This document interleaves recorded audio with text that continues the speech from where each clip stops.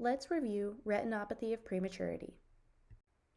Retinopathy of prematurity, ROP, is a condition that occurs in premature infants due to incomplete vascularization of the retina as well as oxygen-induced damage to the retina. The condition may resolve spontaneously but can develop into retinal detachments and eventual blindness. Retinopathy of prematurity develops when there is a mismatch between retinal vascularization and oxygen demand by the developing retina. In normal development, vasculogenesis begins at the optic nerve around 16 weeks of gestation. Angiogenesis then extends the retinal vessels. The posterior pole is vascularized by week 22, and the vessels reach the ora serrata nasally around 36 weeks and temporally by 40 weeks gestation. If infants are born before the retinal vessels complete their normal growth, retinopathy of prematurity may develop. In utero, the fetus is in a hypoxic state. In the NICU, infants are given supplemental oxygen and the excess oxygen signals the retinal vessels to stop growing. When the supplemental oxygen is stopped, the retina again experiences a relative hypoxia and vascular endothelial growth factor, VEGF, is released, causing abnormal vessel growth. ROP occurs in two phases due to the complex interaction between VEGF and IGF-1. Phase 1 occurs at 22 to 30 weeks gestational age. At this point, the retina is hyperoxic relative to intrauterine oxygen levels. VEGF levels are low, and retinal blood vessels stop growing. High oxygen levels and low levels of IGF-1 worsen this arrested growth, and oxygen stressors damage newly developed capillaries. In Phase 2, at 31 to 44 weeks gestational age, the avascular retina is hypoxic, leading to a rise in VEGF. Aberrant neovascularization occurs and can create traction on the retina, leading to retinal detachment. Risk factors for retinopathy of prematurity include a birth weight less than 1,500 grams, gestational age younger than 30 weeks of gestation, high and unregulated oxygen at birth or fluctuations in oxygen, and poor postnatal growth. The incidence of ROP requiring treatment is higher among non-African American babies. Unchecked ROP can lead to permanent blindness, so appropriate screening of premature infants is necessary. All infants less than 1,500 grams and less than 30 weeks of gestation should be screened. Additionally, infants between 1,500 and 2,000 grams should be screened if they had an unstable clinical course and are believed to be at risk. The goal is to detect ROP before it results in retinal detachment while minimizing the number of potentially traumatic examinations. If the gestational age at birth was 28 or more weeks, screening should occur at 4 to 6 weeks after birth. If the gestational age at birth was less than 28 weeks, screening should occur at 31 weeks. Infants born prior to 25 weeks gestation may be screened earlier, as they are more likely to have a severe form of ROP that rapidly progresses to advanced stages. The ROP exam is described in terms of location, zone, severity, stage, and presence of venous dilation and arterial tortuosity of the posterior retinal vessels, plus disease. Zone 1 indicates the posterior pole. The radius of Zone 1 extends from the middle of the optic disc to twice the distance from the disc to the macula. Zone 2 indicates mid-retina, extending centrifugally from the edge of Zone 1 to the nasal ora serrata. Zone 3 indicates the far peripheral temporal crescent of the retina. Severity is described in 5 stages. In Stage 1 ROP, a thin, white, flat demarcation line separates the avascular retina anteriorly from the vascular retina posteriorly.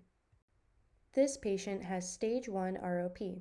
The arrows indicate the flat demarcation line. In Stage 2 ROP, the flat line becomes a raised ridge extending above the plane of the retina. This patient has Stage 2 ROP. The arrows indicate the raised ridge.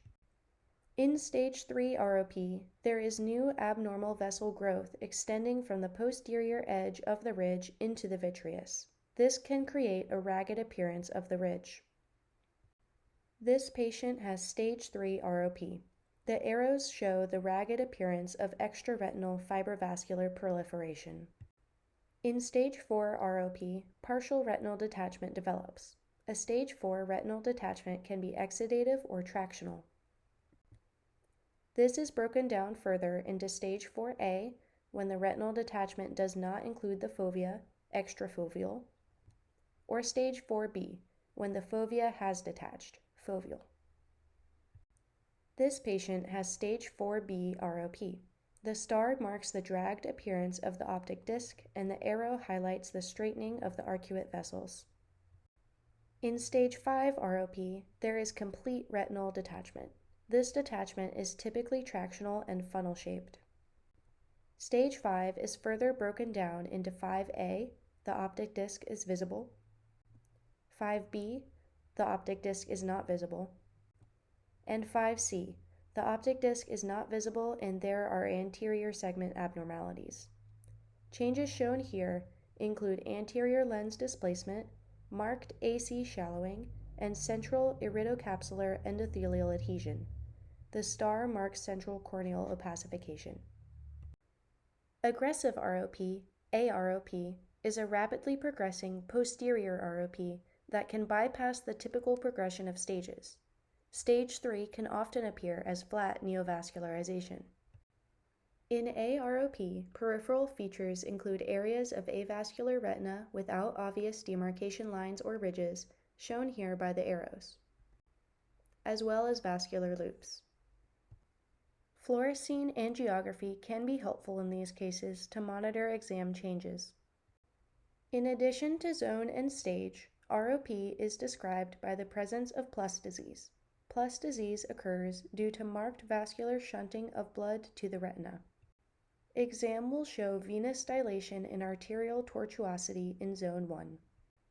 In pre-plus disease, there is more dilation and tortuosity than normal, but not enough to count as plus disease. After initial screening, serial exams are performed until the retina is fully vascularized.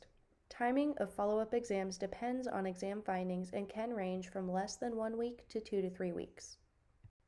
Zone 1 ROP should be followed closely. Follow up in 1 week or less if there is immature vascularization in Zone 1, or for Zone 1, Stage 1 or 2 ROP. If the Zone 1 ROP is regressing, follow-up can be extended to 1 to 2 weeks. Zone 2 ROP should be followed up in less than 1 week or 1 to 2 weeks if there is immature vascularization in posterior Zone 2. Zone 2 Stage 2 ROP is followed up in 1 to 2 weeks. Zone 2 anterior immature vascularization and Zone 2 Stage 1 ROP can be extended to 2 weeks follow-up. Regressing ROP in Zone 2 can be re-examined in 2 or 2 to 3 weeks. Zone 3 ROP is followed up in 2 to 3 weeks if it is in Stage 1 or 2. Aggressive ROP should be re-examined in 1 week or less. Acute ROP exams can be terminated depending on age and retinal findings. Retinal findings that allow exam termination include a fully vascularized retina, full regression of ROP, and Zone 3 vascularization without previous ROP in Zone 1 or 2. If the patient has reached 45 weeks post-menstrual age and their ROP does not reach treatment threshold, acute examination can be terminated. If the patient was treated with anti-VEGF, they will have to be followed until at least post-menstrual age of 65 weeks. Treatment should be initiated for the following findings: Zone 1 ROP of any stage with plus disease, Zone 1 ROP that has reached Stage 3, or Zone 2 ROP that is Stage 2 or 3 with plus disease. If the treatment criteria are met, the patient has Type 1 ROP. Otherwise, it is Type 2 ROP, which can continue to be followed without treatment. Initial treatment is with ablative therapy or anti-VEGF injections. Ablative therapy options include cryotherapy or laser therapy, but laser therapy has shown to be at least equally as effective as cryotherapy and is now the preferred ablative method. Anti-VEGF injections have proven effective, but the long-term effects are still being studied, and a minimal effective dose hasn't been established. Increasingly, eyes with Zone 1 Type 1 ROP are being treated with anti-VEGF injections. Long-term follow-up is needed with anti-VEGF injections, as recurrence has been reported as late as 10 to 15 years of age. If a retinal detachment occurs, vitreous surgery may be performed to preserve the natural lens and address vitreoretinal adhesions. A scleral buckle is sometimes considered, especially with regmatogenous detachments. Infants are monitored until their retinopathy of prematurity has regressed. Regression of ROP is defined as disease involution and resolution. The exam will show decreased plus disease, increased vascularization into the peripheral retina, involution of the tunica vasculosa lentis, better pupillary dilation, greater media clarity, and resolution of intraretinal hemorrhages. Thinning and whitening of neovascular tissue may be observed.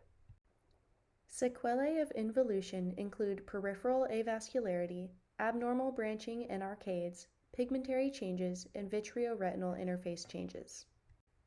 It is also possible for ROP to reactivate after regression. The exam will show recurrence of acute phase features. Reactivation is seen more frequently after anti-VEGF treatment compared to spontaneous regression. This patient received an anti-VEGF injection at 34 weeks and reactivated at 45 weeks. The star marks the original border, and the arrow shows the reactivated leading edge.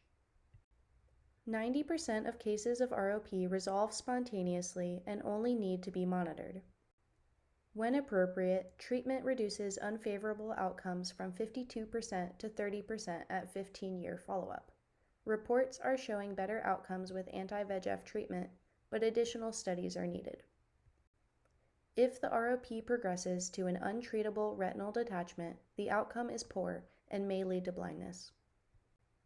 Aggressive ROP is often difficult to treat and carries a poor prognosis.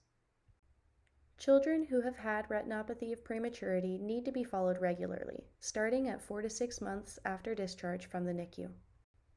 A history of ROP increases the risk for retinal detachment, myopia, amblyopia, strabismus, refractive error, cataract, and glaucoma. Guidelines discussed in this review pertain to the United States. ROP care in other countries depends on the level of neonatal care available. Infants with birth weights higher than 1,500 grams and gestational ages later than 30 weeks may need to be screened for ROP. In summary, retinopathy of prematurity is characterized by the disruption of development and aberrant growth of the retinal vessels. The condition may resolve spontaneously, but can develop into retinal detachments and eventual blindness.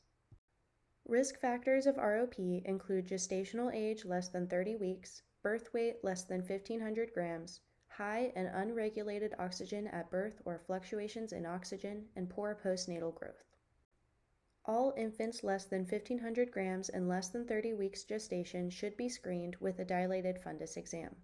ROP is described clinically in terms of location, zone, severity, stage, and degree of vascular shunting, presence of plus disease. Zone 1 encompasses the posterior pole. Zone 2 reaches the mid-retina and nasal ora serrata, and Zone 3 reaches the far periphery to the temporal ora serrata. Stage 1 ROP shows a flat demarcation line between vascular and avascular retina. Stage 2 ROP shows a raised ridge between vascular and avascular retina. Stage 3 ROP shows extraretinal neovascularization. Stage 4 ROP progresses to partial retinal detachment, either extrafoveal 4A or foveal 4B. Stage 5 ROP progresses to complete retinal detachment. In 5A, the optic disc is visible. In 5B, the optic disc is not visible. And in 5C, the anterior chamber is affected. Aggressive ROP bypasses typical stage progression. Plus disease is determined by the presence of arterial tortuosity and venous dilation in Zone 1. Treatment should be initiated for Zone 1, Stage 3 ROP, or any stage with plus disease in Zone 1. Zone 2, Stage 2 or 3 with plus disease also qualifies for treatment. Treatment options include laser ablative therapy or anti-VEGF injections. All patients with a history of ROP need to be closely monitored after hospital discharge, as they are at increased risk of late retinal detachment and additional ocular pathology. Thanks for watching. If you found this review helpful, please like this video and subscribe for more content. If you'd like to see more reviews like this, consider becoming a Patreon supporter. Until next time, happy studying!